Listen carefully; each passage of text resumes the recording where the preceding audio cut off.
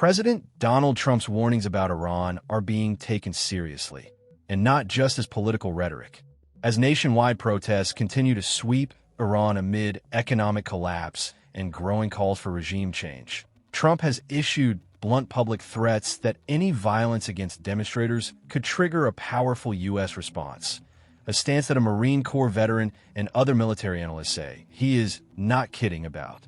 Across the region, Tehran is on high alert. Iranian leaders have responded with sharp rhetoric and warnings of their own, threatening swift and comprehensive retaliation if the United States acts militarily.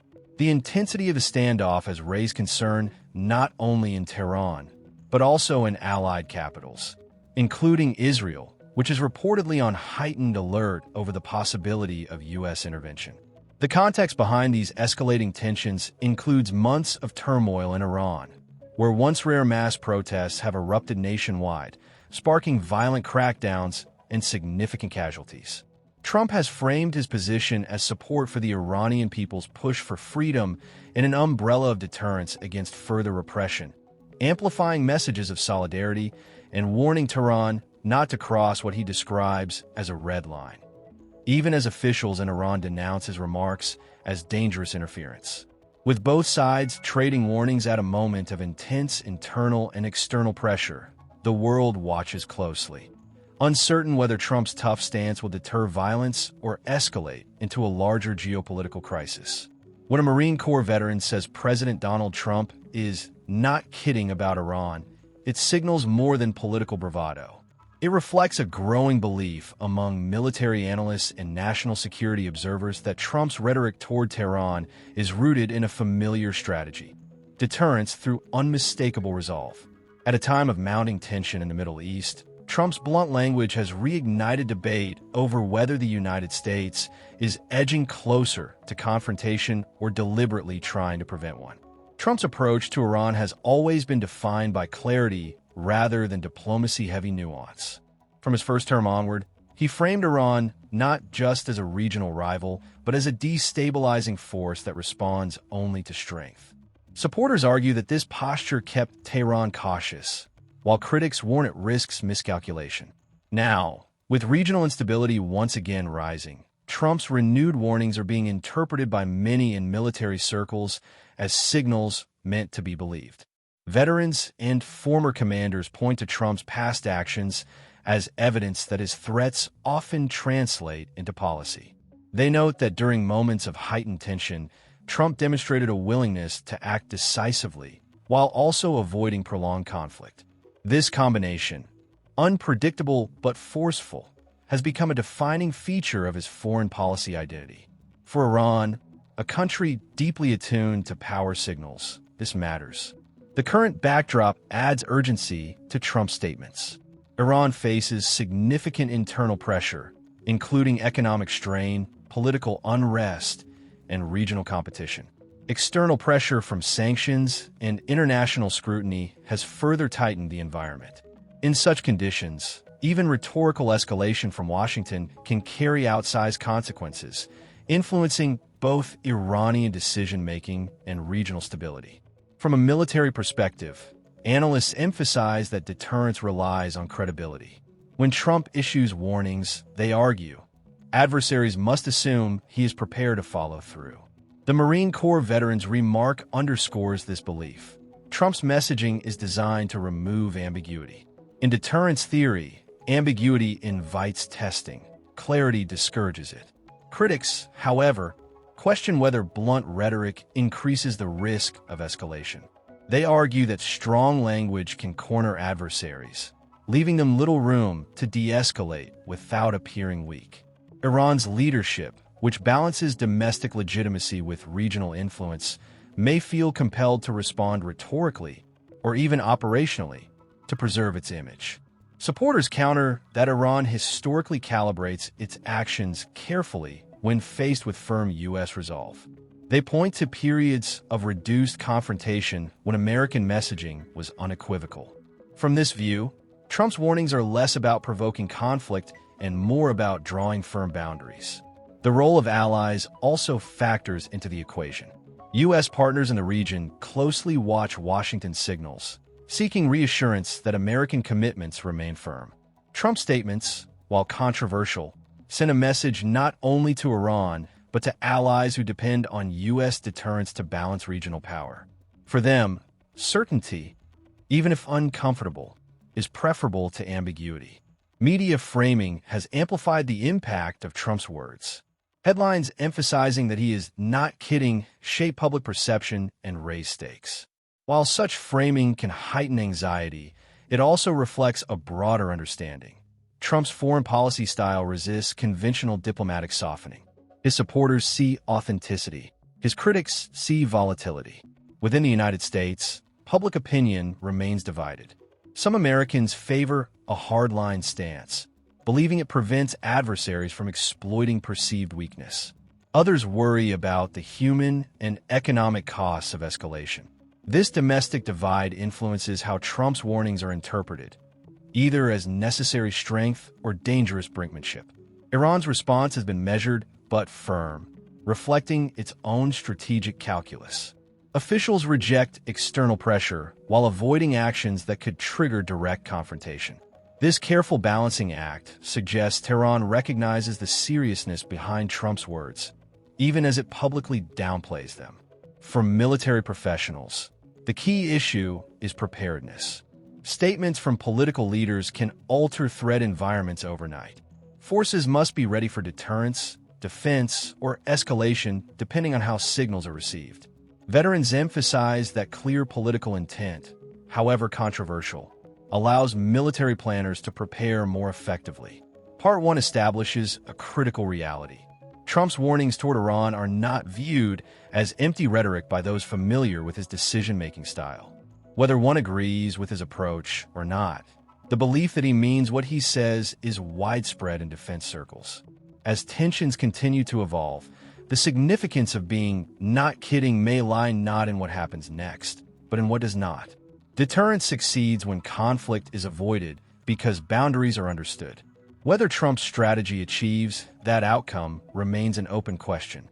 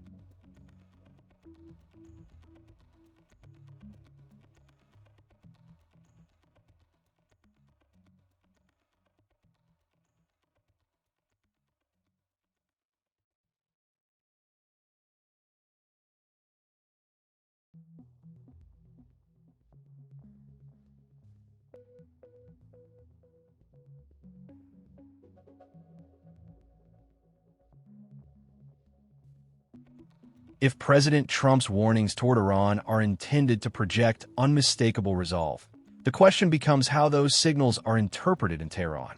Part 2 shifts focus from Washington to Iran's strategic mindset, examining how Iranian leadership weighs deterrence, domestic pressure, and regional ambition in the face of a U.S. president widely viewed as not kidding. Iran's leadership operates under constant pressure from economic sanctions, political unrest, and regional rivals. Unlike open democracies, Tehran must balance foreign policy decisions with internal stability, where perceived weakness can undermine regime legitimacy. Trump's blunt warnings land in this environment, forcing Iranian decision-makers to calculate carefully how far they can push back without inviting direct confrontation. Historically, Iran has favored indirect responses over open conflict with the United States. Rather than conventional warfare, Tehran relies on asymmetric tactics, proxy forces, cyber operations, and calibrated escalation. This strategy allows Iran to signal strength while maintaining plausible deniability. However, deterrence becomes more complex when the opposing leader is seen as unpredictable yet decisive. Military analysts note that Trump's reputation alters Iran's risk assessment. During periods of ambiguous U.S. leadership, Tehran has tested boundaries. When American red lines appear firm, Iran tends to pull back. The Marine Corps veterans' assessment that Trump is not kidding reflects a belief that Tehran understands this dynamic and adjusts accordingly. Iran's public rhetoric often masks internal caution. Official statements emphasize resistance and sovereignty, projecting defiance to domestic audiences. Behind closed doors, however, Iranian strategists closely monitor U.S. military posture, intelligence signals, and allied movements. Deterrence for Iran is as much about avoiding catastrophic loss as it is about asserting power. Regional factors further complicate the equation. Iran's influence stretches across Iraq, Syria, Lebanon, and Yemen, where proxy groups provide leverage against adversaries. Trump's warnings are interpreted not just as threats to Iran itself, but as signals regarding these proxy networks. Any escalation involving them risks triggering a broader response. Allies and adversaries alike watch how Iran responds. Regional partners rely on U.S. deterrence to counter Iranian expansion, while rivals look for signs of weakness. Trump's language reassures some allies while unsettling others who fear escalation. Iran must consider not only Washington's reaction, but how its own actions affect regional balance. Domestic unrest inside Iran adds another layer. Economic hardship and public dissatisfaction limit Tehran's appetite for large-scale conflict. External confrontation can temporarily rally nationalist sentiment, but prolonged instability risks further strain. Analysts argue that this reality makes Iran cautious, despite aggressive rhetoric. Critics of Trump's approach warn of miscalculation. When communication relies heavily on threats, misunderstandings become more likely. A proxy attack, misinterpreted signal, or unexpected incident could escalate quickly. Deterrence requires clarity, but it also requires channels to de-escalate, something critics say is weakened by confrontational messaging. Supporters counter that ambiguity is more dangerous. Clear warnings, they argue, reduce the chance of accidental escalation by defining boundaries. From this perspective, Trump's bluntness simplifies decision-making for adversaries. Cross the line and consequences follow. Iran's leadership faces a strategic dilemma. Respond too weakly, and deterrence erodes. Respond too strongly, and retaliation becomes likely. This narrow path defines Tehran's current posture, resistant in tone, restrained in action. Part 2 highlights a crucial reality. Deterrence is a two-way relationship. Trump's seriousness shapes Iran's calculations, but Iran's responses also shape the outcome. Stability depends not on rhetoric alone, but on whether both sides understand and respect the limits being set. As tensions persist, the margin for error remains thin. Whether Trump's approach ultimately prevents conflict or risks escalation will depend on how effectively deterrence holds under pressure. When a Marine Corps veteran says President Trump is not kidding about Iran, the implications extend far beyond Washington and Tehran. Part 3 examines how Trump's posture toward Iran is reshaping global calculations, alliance dynamics, and the broader architecture of deterrence in an increasingly unstable world. Across the Middle East, U.S. allies are watching Trump's signals closely. For countries that view Iran as a primary threat, his blunt warnings are interpreted as reassurance. They suggest a United States willing to enforce red lines and deter aggression rather than manage it indefinitely. In regions long accustomed to strategic ambiguity, clarity, even if confrontational, offers predictability. At the same time, allies are also aware of the risks. Any escalation between the U.S. and Iran would reverberate across energy markets, shipping lanes, and regional security. Trump's approach forces partners to prepare for multiple scenarios: deterrence holding firm, limited confrontation, or rapid escalation. For many governments, this preparation is preferable to uncertainty, even if it comes with heightened tension.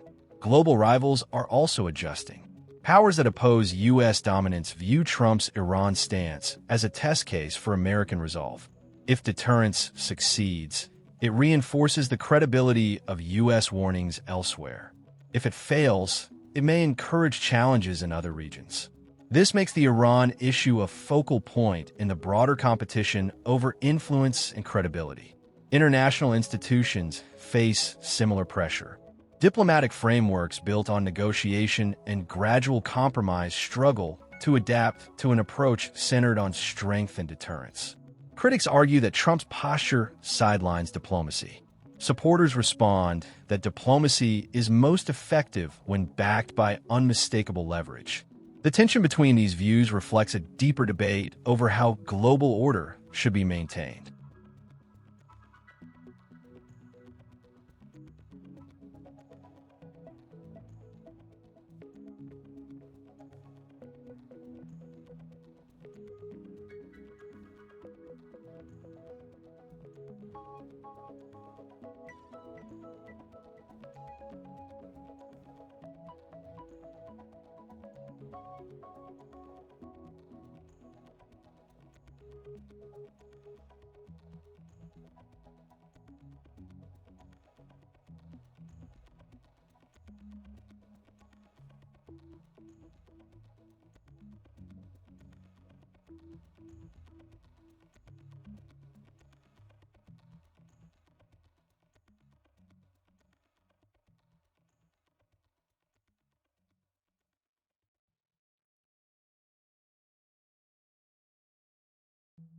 Public opinion worldwide is divided. Some see Trump's stance as a necessary correction after years of perceived weakness. Others fear it accelerates a drift toward confrontation. This divide mirrors broader uncertainty about leadership in a world where crises unfold rapidly and trust between nations is fragile. From a strategic standpoint, deterrence remains the central concept. Trump's message to Iran is designed to reduce uncertainty by removing doubt about consequences. The Marine Corps veterans' assessment underscores that adversaries must assume follow-through. Deterrence, however, is not static. It must be continuously reinforced through consistent action and communication. One of the most significant impacts of Trump's approach is psychological. Leaders, markets, and military planners factor in his unpredictability alongside his decisiveness. This combination alters risk calculations. Adversaries may act more cautiously, but they may also seek indirect ways to test boundaries without triggering direct response. The future trajectory depends on whether deterrence holds.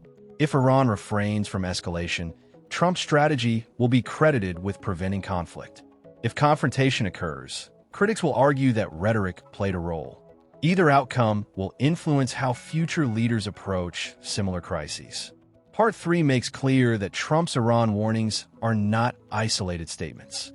They are signals within a complex global system where credibility, perception, and power intersect. Being "not kidding" matters because it shapes behavior, even when no action follows.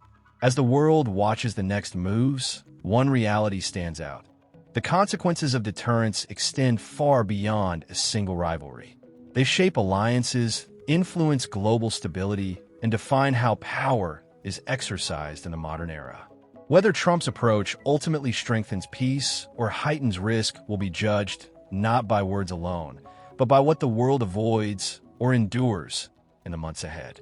The rising tension between the United States and Iran is more than a geopolitical standoff. It is a defining test of leadership, deterrence, and global stability. When experienced military voices warned that President Trump is not kidding, the message demands careful attention, not speculation or fear-driven narratives. The stakes are too high for misunderstanding. Now is the moment for policymakers to act with clarity and responsibility. U.S. leaders must ensure that deterrence is backed by disciplined strategy, transparent communication, and readiness to manage escalation if it occurs. Allies must remain engaged, coordinated, and prepared to support stability rather than react to crisis. At the same time, diplomatic channels, formal and informal, must remain open to prevent miscalculation. The public also has a role to play. Staying informed through credible sources, resisting sensationalism, and understanding the strategic context behind tough rhetoric helps strengthen democratic accountability. In a world where words can move markets and shift military posture, informed citizens are a stabilizing force. This moment will shape how power is projected and restrained in the modern era. Whether Trump's warnings deter conflict or contribute to confrontation will depend on decisions made now, quietly, deliberately, and with long-term consequences in mind. History is watching. The choices ahead must prioritize stability, responsibility, and peace without sacrificing strength.